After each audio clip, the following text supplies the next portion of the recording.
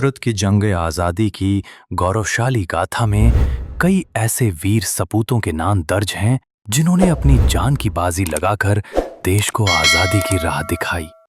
इनमें से एक नाम है अशफाक उल्लाह खां, जिनका जज्बा-ए-आज़ादी और उनकी शायरी ने न केवल क्रांतिकारियों को प्रेरित किया बल्कि आज भी हर हिंदुस्तानी के दिल में देशभक्ति की आग जलाती है। आज के स्वतंत्रता संग्राम के अनसुने किस्से में हम बात करेंगे शहीद अशफाक उल्लाह खां की। तो चलिए शुरू करते हैं शहीद अशफाक उल्लाह खां की दास्तान। अशफाक उल्लाह खां का जन्म 22 अक्टूबर 1900 में उत्तर प्रदेश के शाहजहांपुर में हुआ था।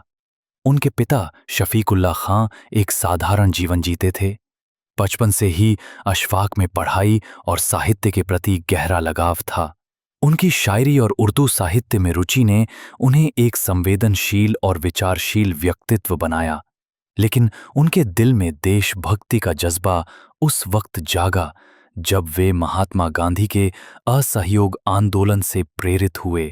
उनकी रूह में आज़ादी की आग भड़क उठी थी। युवावस्था में अशफाक ने देखा कि अंग्रेजी हुकूमत ने हिंदुस्तान की जनता को गुलामी की जंजीरों में जकड़ रखा था। उनकी शायरी में ये दर्द साफ झलकता था।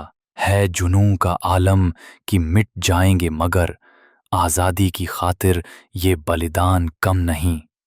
उनकी ये शायरी उनके दिल की गहराई और देश के लिए उनके समर्पण को दर्शाती है। अशफाक उल्लाह खां की मुलाकात क्रांतिकारी राम प्रसाद बिस्मिल से हुई, जो हिंदुस्तान रिपब्लिकन एसोसिएशन HRA के प्रमुख सदस्य थे।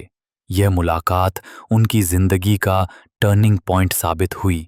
बिस्मिल और अशफाक में गहरी दोस्ती हो गई, जो न केवल क्रांतिकारी विचारों पर आधार थी बल्कि हिंदू मुस्लिम एकता की मिसाल भी थी। अशफाक की सूझबूझ और बिस्मिल का जोश एक साथ मिलकर क्रांतिकारी गतिविधियों को नई दिशा दे रहे थे। 1925 में अशफाक उल्लाह खां ने काकोरी कांड में हिस्सा लिया, जो एक ऐतिहासिक क्रांतिकारी घटना थी। इस कांड में क्रांतिकारियों ने अंग्रेजी सरकार के खजाने को लूटने की योजना बनाई ताकि हथियार और क्रांतिकारी गतिविधियों के लिए धन जुटाया जा सके।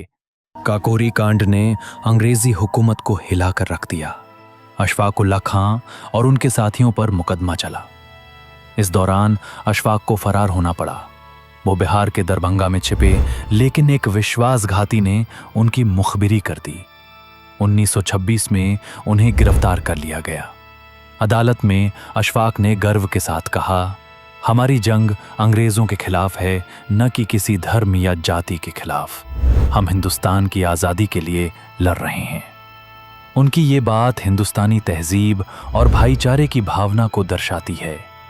19 दिसंबर 1927 को मात्र 27 साल की उम्र में अशफाक उल्लाह खां को फैजाबाद जेल में फांसी दे दी गई। उनकी शहादत ने लाखों लोगों को प्रेरित किया। अशफाक उल्लाह खां केवल एक क्रांतिकारी ही नहीं बल्कि एक शायर भी थे। उनकी उर्दू शायरी में उनकी देशभक्ति और इंसानियत की भावना झलकती थी। एक बार जेल में रहते हुए उन्होंने लिखा, वतन की खाक को चूमने का इरादा है, मेरी रूह में बस आज़ादी का ज़्यादा है। कस ली है कमर अब तो कुछ करके दिखाएंगे, आज़ाद ही हो लेंगे या सर ही कटा देंगे। हटने के नहीं पीछे डर कर कभी जुल्मों से, तुम हाथ उठाओगे हम पैर बढ़ा देंगे। उनकी शायरी में आज़ादी के लिए उनका जुनून और हिंदुस्तान की मिट्टी से प्यार साफ दिखता था। एक और अनसुना किस्सा उनके और बिस्मिल के बीच की दोस्ती से जुड़ा है। एक बार जब कुछ क्रांतिकारियों ने हिंदू मुस्लिम एकता पर सवाल उठाए तो अशफाक ने जवाब दिया, हमारा मजहब वतन की आज़ादी है और हमारी इबादत है इसकी हिफाजत। ये जवाब उनकी गंगा जमनी तहजीब की मिसाल है। अशफाक उल्लाह खां का जीवन एक ऐसी किताब है जिसके हर पन्ने पर देशभक्ति, बलिदान और भाईचारे की कहानी लिखी है। उनकी शायरी, उनका साहस और उनकी शहादत हमें ये सिखाती है कि आज़ादी की कीमत अनमोल है। उनकी अनसुनी कहानियां, जैसे उनकी शायरी और बिस्मिल के साथ उनकी दोस्ती, हमें ये याद दिलाती हैं कि हिंदुस्तान की ताकत उसकी एकता में है। अशफाकुल्ला खां जैसे नायकों की वजह से ही आज हम आज़ाद हिंदुस्तान में सांस ले रहे हैं। उनकी याद में हमें ये संकल्प लेना चाहिए कि हम उनके सपनों का हिंदुस्तान बनाएंगे, एक ऐसा हिंदुस्तान जो एकता, भाईचारे और समृद्धि का प्रतीक हो। तो दोस्तों, ये थी शहीद अशफाकुल्ला खां की कहानी। ऐसी और कहानियां सुनने के लिए बने रहें हमारे साथ। जय हिंद, जय भारत, वंदे मातरम।